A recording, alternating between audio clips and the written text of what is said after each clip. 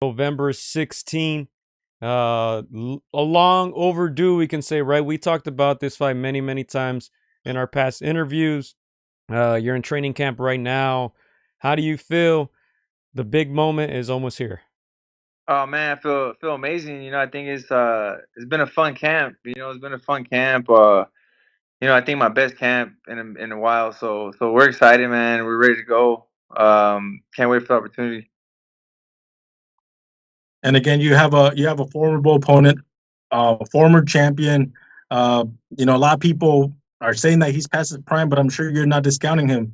How are you getting ready for this fight? How are you mentally locking in for this fight? Yeah, man. There's the people that are saying that he's past his prime are crazy. You know what I'm saying? Like Ramirez is Ramirez, man. And I think to fight someone like Ramirez, you gotta be strong physically and mentally. He's gonna take you into waters you never swam before. So we've been working hard. We're up here in Big Bear right now. So not only am I getting the best ready physically, but also my mental. Is my mentally I'm getting strong, getting stronger, and just having a great camp.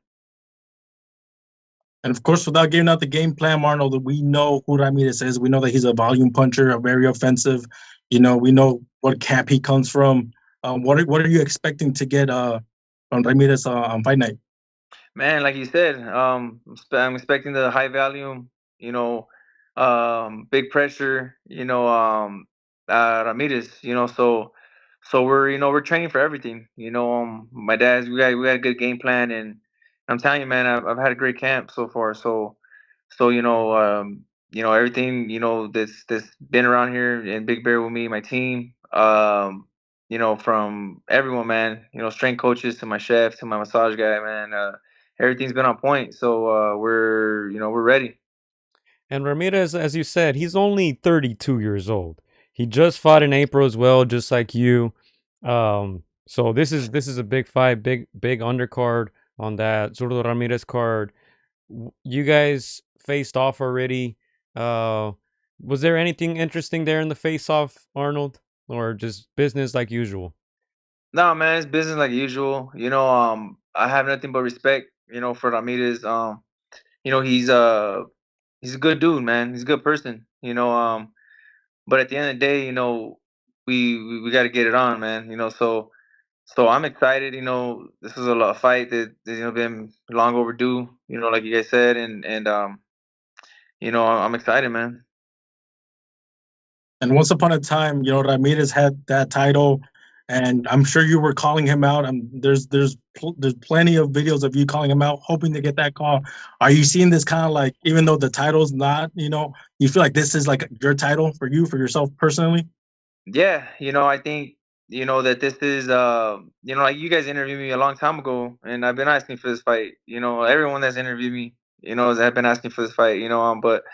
But yeah, man, this fight means a lot to me. It means a lot to me. It means a lot to my team.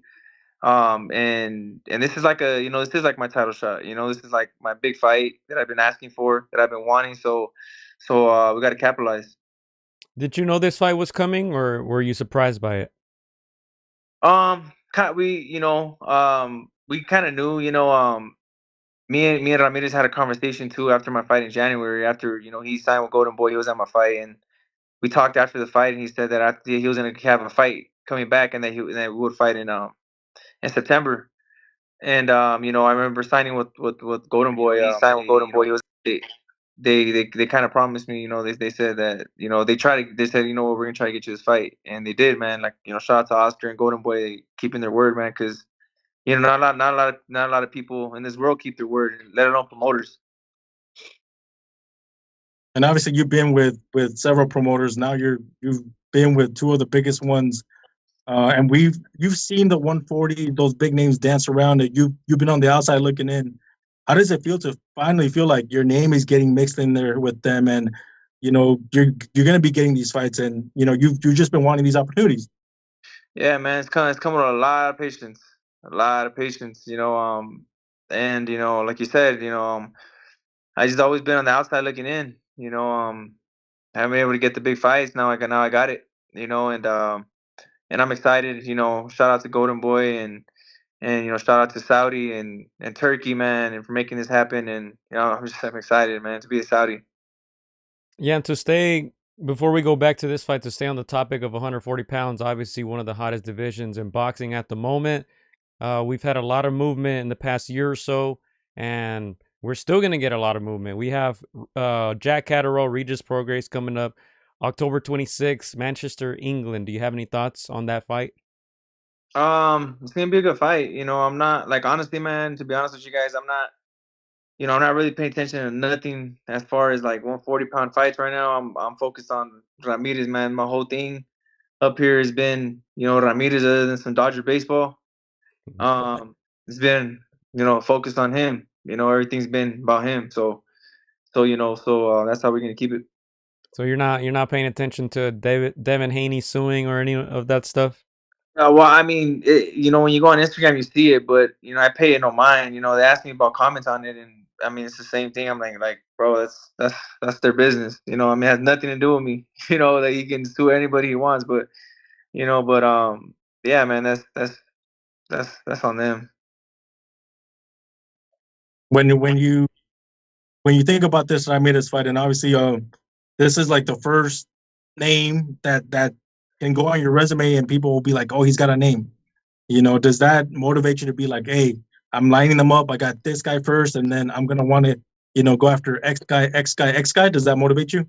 Yeah, of course. I think I've had some pretty good names on my resume already. I had two former world champions. You know, that Ramirez is a unified ex-world champion, unified former Olympian. So of course, he's a big name, and that's something that to be proud of. Because I mean, I've been fighting these sometimes no-name guys that are very dangerous. Yeah. You look at someone like Zorrilla who fought Regis the next fight and made him look like that. Yeah. So I mean, it's finding time for me to get some recognition. And when you think about dangerous guys, the one name that comes to mind is the man down from Puerto Rico that nobody wanted to call out. But you were one of the few ones that I saw getting in his Instagram. I was like, whoa, Arnold's got some cojones to be calling this guy out. Where does that come from? Obviously we saw Liam Paro, pull off that boxing upset. Is that something that you feel like I could have done that to him? Yeah, I mean, it's crazy because the game plan that Liam Paro fought, dude, my dad was talking about that game plan like way before, like a few fights before. And my dad goes, "That's how you could beat him." And I said on interviews, if you see like there's some interviews where I did, I said the way you beat Liam, the way you beat Matias is you gotta match volume with them, and not let them get off in the shots, because your offense is gonna be your defense with them. So I mean, I knew the formula to beat him. I mean, I called him out because I wanted a title shot. Now I get to fight a fight that means more to a title for a title shot than me. So I'm just excited, man. I'm just excited for the opportunity.